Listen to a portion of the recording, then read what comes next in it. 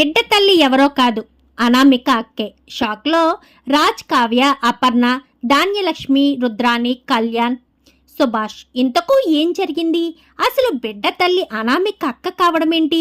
మరి ఇదంతా అనామికే ప్లాన్ చేసిందా? మరి ఈ విషయాన్ని ఎవరు బయట పెట్టారు?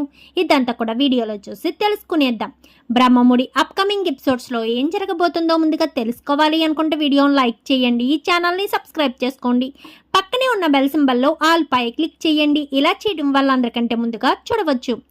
మొత్తం మీరు చూసుకున్నట్లయితే ఇంకా ఇంటికి వచ్చేసిన తర్వాత రాజ్ అయితే కావ్యను చాలా గట్టిగానే తిడతాడు. అసలు నువ్వు ఏమనుకుంటున్నావు? నువ్వు ఒక్కదానివే మొత్తం విషయాలన్నీ కూడా పరిష్కరించేద్దాం అనుకుంటున్నావా ఏంటి? సమస్య ఏదైనా వస్తే చాలు ఒంటరిగా వెళ్ళిపోతావు.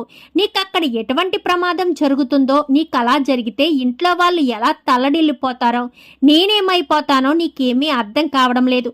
దేనికైనా సూటుగా వెళ్ళిపోతావు. కరెక్ట్గా అదే సమయానికి నిన్ను అప్పు చూసింది కాబట్టి సరిపోయింది. లేదంటే నిన్ను కిడ్నాప్ చేసిన విషయం ఎవరికీ తెలిసుండేది కాదు కదా. ఇలాంటి ఏమీ చేయకు, గుడ్డుగా ఏమీ చెయ్యొద్దు అని చెప్పాను. కానీ నేను ఏం చేసినా మన కుటుంబం కోసమే కదా, అందుకనే ఇదంతా చేశాను. అయినా మీరు ఎలా ఎందుకు ఆలోచించలేదు? మాయ ఆ బిడ్డని ఇక్కడ వదిలేసి తల్లి అంత సంతోషంగా ఎలా ఉంటుంది? పాలు తాగే పసిబిడ్డను వదిలేసి ఎవరైనా ఒక్క క్షణం కూడా ఉండలేరు. అలాంటిది మన ఇంటికి వచ్చి 2 నెలలో 3 నెలలో కావస్తుంది. అయినా ఎప్పుడు ఫోన్ చేసినా కానీ మిమ్మల్ని ఏమడిగిందో ఒక్కసారి ఆలోచించుకోండి అంటూ ఇంకా కావ్య మాట్లాడేసరికి రాజ్ అయితే ఆలోచిస్తూ ఉంటాడు. కావ్య ఇంకా అక్కడే బట్టలు అవి సర్దుతూ ఇంకా గదిలోనే ఉంటుంది. ఇంకా స్వప్న అయితే ఈ ఇంట్లో గదిలో ఉండి అప్పుడే బయటకు వద్దాం అనుకునేసరికి ఇంకా వీళ్ళిద్దరు మాటలు విన్న అనామిక అయితే నవ్వుకుంటూ గదిలోకి వెళ్ళిపోతుంది. ఏంటి ఈ పిచ్చిది ఎలా నవ్వుకుంటుంది అని అనుకుంటుందే కానీ స్వప్న పట్టించుకోదు. మళ్ళీ లోపల ఏయో బట్టలు సర్దుకుని బయటకు వచ్చేసరికి అనామిక చాలా సీరియస్గా డోర్ కూడా క్లోజ్ చేయకుండా ఫోన్ మాట్లాడుతూ ఉంటుంది. అటుగా వెళ్తున్న స్వప్న అయితే ఒక్క క్షణం ఆగి, ఏంటి ఆ బిడ్డ గురించి ఎట్టి పరిస్థితుల్లోనూ వీళ్ళకి తెలియకూడదు, మాయ గురించి కూడా తెలియకూడదు, మాయను పట్టుకున్నా కానీ ఏమీ చెప్పకూడదు అని చెప్పి మాట్లాడుతూ ఉండేసరికి బిడ్డ అంటుంది, మాయ అంటుంది, తెలియకూడదంటుంది. ఏంటో నాకు అర్థం కావడం లేదు. ఈ బిడ్డ ఆ బిడ్డ ఏనేమో, ఒక్కసారి కావ్య అని పిలిస్తే తెలుస్తుందని చెప్పి గబగబా స్వప్న అయితే వస్తుంది. కావ్య, ఉసే కావ్య అని చెప్పాను కానీ ఏంటక్క ఎందుకంత ఆతృత పడుతున్నావు? ఎందుకంత కంగారు పడుతున్నావు? నువ్వు అసలే ఒట్టి మనిషివి కూడా కాదు కదా, అంత టెన్షన్ ఎందుకు అని చెప్పాను. కానీ అది కాదు అని చెప్పనేసరికి అదే ఏం జరిగింది, ఎందుకు టెన్షన్ పడుతున్నావు అని చెప్పనేసరికి ఒక్కసారి ఇలా రావే, ఆ అనామిక ఎవరితోనో ఫోన్లో మాట్లాడుతుంది, అసలు ఏంటో ఒక్కసారి విను అని చెప్పాను. కానీ సరే పదక్క అని చెప్పి ఇంకా స్వప్న ఎక్కడైతే నిలబడి వింటుందో అక్కడే కావ్య కూడా నిలబడుతుంది. ఇదిగో చూడక్క, మనం చాలా జాగ్రత్తగా ఉండాలి. ఎట్టి పరిస్థితుల్లోనూ మాయ నిజం చెప్పకూడదు. మాయ గనక నిజం చెప్పిందంటే మాత్రం మనం అనుకున్నదంతా కూడా అట్రప్లాప్ అయిపోతుంది అని చెప్పాను. కానీ అవును ఇదంతా నిజమే, మరి ఇదంతా ఎలా తెలుసుకోవాలి, ఏం చేయాలి అని చెప్పాను. కానీ కొన్ని రోజులు ఓపిక పడితే వాళ్ళు ఇంక ఈ విషయం గురించి అడిగి వాళ్ళే విసుగు చెందుతారు. ఎలాగా మా అత్తయ్య కొన్ని రోజులు సమయం ఇచ్చారు కాబట్టి ఆ సమయంలోగా కావ్య తెలుసుకోలేకపోతే కావ్య వాళ్ళు ఇంట్లోంచి వెళ్ళిపోతారు. అప్పుడు మనం అనుకున్నది సాధించవచ్చు, ఎటువంటి ఇబ్బంది ఉండదు, నీ బిడ్డకు కూడా ఎటువంటి లోటు ఉండదు అని చెప్పి ఇంకా మాట్లాడేసరికి అసలు ఇదంతా భలే ప్లాన్ చేసామే అని చెప్పాను. కానీ అంతే కదక్క, ఎప్పుడో సుభాష్ గారు ఆఫీసులో మాయ పనిచేస్తుందన్న విషయం తెలుసుకున్నాము, మాయ బాయ్ ఫ్రెండ్తో ఉన్న ఫోటోలు తీసుకున్నాము, ఆ రకంగా మాయని లాక్ చేశాము అని చెప్పాను. కానీ అంతేనా? మాయ బాయ్ ఫ్రెండ్తో ఉన్న ఫోటోలు బట్టే కదా తనను బెదిరించగలిగాము. తనకు పెళ్లి చూపులు జరుగుతూ ఉంటే ఆ పెళ్లి చూపుల వాళ్ళు చాలా మంచోళ్ళు అవడంతో నన్ను ఎంక్వైరీకి నన్ను పిలిచారు కాబట్టి సరిపోయింది. అప్పుడు ఆ ఫోటోలు నేను అడ్డు పెట్టుకున్నాను.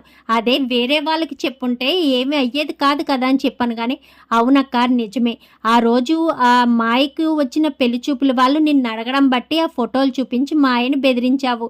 లేదంటే ఆ పెళ్లి సంబంధం పోతుందని మాయ ఇలా చేసేదే ఏంటి?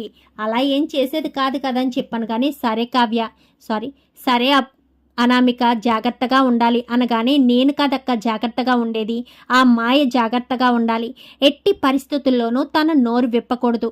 కావ్య కానీ రాజ్ కానీ తన దగ్గరికి వచ్చి ఏ రకంగా అడిగినా కానీ నోరు విప్పకూడదు.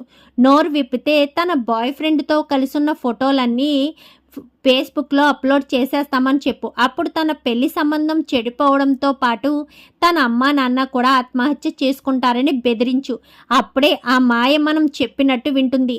నీ బిడ్డని ఇంటి వారసుడిగా కూడా చేసినట్టు ఉంటుంది అని చెప్పనగానే అవును నిజమే, సరే నేను ఆ మాయని బెదిరిస్తాను అని చెప్పి వెంటనే అనామిక వాళ్ళ అక్క అయితే చెప్తుంది. ఇంకా అక్కడ అనామిక ఫోన్ పెట్టేసి వాష్రూమ్లోకి అయితే వెళ్తుంది. ఇంకా స్వప్న గబగబా అనామిక ఫోన్ అయితే తీసుకొస్తుంది.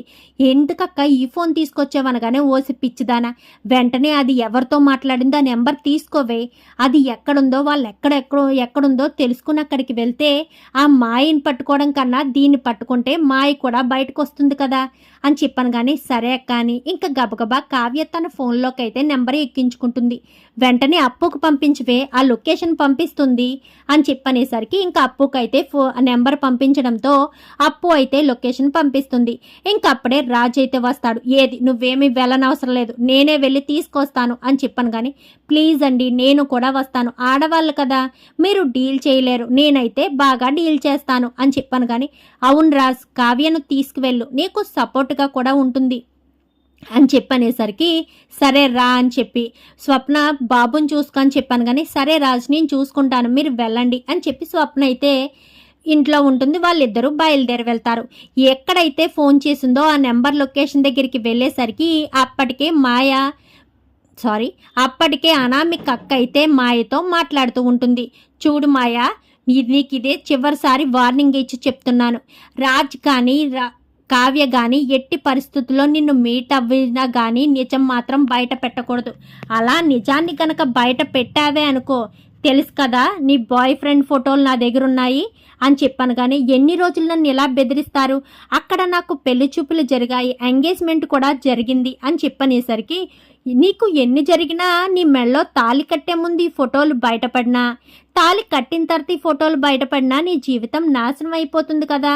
కొన్ని రోజులు నీ పెళ్ళయ్యేంత వరకు మాకు సహకరించు చాలు, ఆ తర్వాత నీ జోలికే రాము, నా బిడ్డ ఆల్రెడీ అక్కడ సెటిల్ అయిపోతాడు, ఇంకా ఎటువంటి ఇబ్బంది ఉండదు అని చెప్పి అనామిక అక్క అయితే మాట్లాడుతూ ఉంటుంది. ఇంకా ఒక పక్క నుంచి కావ్య మరొక పక్క నుంచి రాజ్ ఇద్దరు కూడా వాళ్ళిద్దరూ వెనక ముందు నిలబడేసరికి ఒక్కసారిగా మాయ ఇటు అనామిక అక్క ఇద్దరు కూడా షాక్ అయిపోతారు. ఏంటి మీరు ఇంత ప్లాన్ వేసుకుంటే మాకు ఎలా తెలిసిపోయింది అని అనుకుంటున్నారా?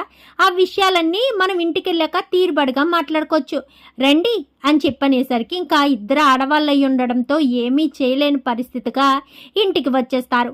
ఇంకా ఇంటికి వచ్చి అందరిలో నిలబెట్టేసరికి ఎవరు కావ్య వెళ్ళు అని చెప్పి అపర్ణ అడిగేసరికి చెప్తానత్తయ్య ఒక్క నిమిషం, అనామిక ఎక్కడుందో తెలిస్తే అనామికను కూడా పిలిస్తే అందరికీ ఒకేసారి చెప్పేయచ్చు కదా అని చెప్పనేసరికి అనామిక అంటూ ఇంకా అపర్ణ పిలవడంతో అనామిక అయితే కిందకు వస్తూ ఉంటుంది. ఆ మాయను అటు వాళ్ళ అక్కని చూసి ఒక్కసారిగా షాక్ అయిపోతుంది. అదేంటి అక్క వాళ్ళకి ఇప్పుడే కదా చెప్పాను, వాళ్ళు ఇక్కడికి వచ్చేసారేంటి అంటే కావ్యకు నిజం తెలిసిపోయిందా, అంటే వీళ్ళ వెనక ఉన్నది నేనన్న విషయం కూడా తెలిసిపోయిందా ఏంటి అని టెన్షన్ పడుతూ ఉంటుంది. ఏంటనామిక వీళ్ళెవరో నీకు తెలుసా, నువ్వెందుకు టెన్షన్ పడుతున్నావు, వీళ్ళకి నీకు ఉన్న సంబంధం ఏంటి అని చెప్పాను. కానీ నాకేం తెలుసు కావ్య వాళ్ళెవరో అని చెప్పాను. కానీ ఇంక ఈలోపు స్వప్న బిడ్డను తీసుకుని కిందకు వచ్చేసరికి అనామిక వాళ్ళ అక్కను చూసి బాబు అయితే ఏడుస్తూ ఉంటాడు. ఇంకా బాబుని గబగబా అనామిక వాళ్ళ అక్క అయితే తీసుకోబోతూ ఉండగా అనామిక సైగ చేస్తుంది. ఏంటి మీ బిడ్డ దగ్గరికి మీరు వెళ్ళడానికి కూడా మీ చెల్లెలు పర్మిషన్ కావాలా ఏంటి, వెళ్ళి మీ బిడ్డను తీసుకుని పాలు ఇవ్వండి కడుపు నిండా అంటూ ఇంకా కావ్య చెప్పడంతో ఒక్కసారిగా అనామిక షాక్ అయిపోతుంది. ఏంటి అనామిక అక్కేంటి చెల్లేంటి, ఏంటి కావ్య అక్కేంటి చెల్లేంటి అని చెప్పాను. కానీ ఏంటి నాకేం తెలియదు అనుకుంటున్నావా, ఈ కుట్ర అంతా చేసింది నువ్వేనని, ఆ బాబు ఎవరి బిడ్డో కాదు మీ అక్క బిడ్డనని మాయని అడ్డు పెట్టుకుని మాయకి సంబంధించిన ఫోటోలు మీ దగ్గర ఉండడం వల్లే కదా మాయని ఇలా ఆడిస్తున్నారు, మాయ ఫొటోస్ డిలీట్ చేస్తావా అని చెప్పాను. కానీ వెంటనే కళ్యాణ్ అనామిక చేతిలో ఉన్న ఫోన్ లాక్కుని ఇదిగో వదిన ఫోన్ అని చెప్పి ఇంకా ఫోన్ అయితే కావ్య చేతికిస్తాడు. కావ్య ఫోన్ ఓపెన్ చేసి అందులో ఉన్న ఫొటోస్ అన్నీ కూడా పక్కనే ఉన్న మాయకి చూపించి మొత్తం అన్నీ డిలీట్ చేస్తుంది. ఇప్పుడు చెప్పు మాయ నిజాలు అని చెప్పనగానే ఇంకా అనామిక వాళ్ళ అక్క ఇద్దరు చేసిన పనులన్నీ, ఇంకా తనను బాధ పెట్టినవి, సుభాష్ని దగ్గర డబ్బులు ఎందుకు తీసుకోవాలో, ఎలా ప్లాన్ చేశారో అన్ని విషయాలు కూడా పోసగుచ్చినట్టుగా చెప్పేసరికి ఇంకా పక్కనే ఉన్న ధాన్యలక్ష్మి ఇటు కళ్యాణ్ ఇద్దరు కూడా అనామికను అసహించుకుంటారు. మరి ఇప్పుడు అనామిక పరిస్థితి ఏంటి? అనామిక ఇదంతా చేశారన్న విషయం తెలిసిపోయింది కాబట్టి అనామికకు ఎలాంటి శిక్ష వేస్తారు? ఇదంతా కూడా రాబోయే ఎపిసోడ్స్లో చూసి తెలుసుకునేద్దాం. మా వీడియో కనుక మీకు నచ్చినట్లయితే వెంటనే లైక్ చేసి మా ఛానల్ని సబ్స్క్రైబ్ చేసుకుని పక్కనే ఉన్న బెల్ సింబల్లో ఆల్ పై క్లిక్ చేయండి. ఇలా చేయడం వల్ల అందరికంటే ముందుగా చూడవచ్చు.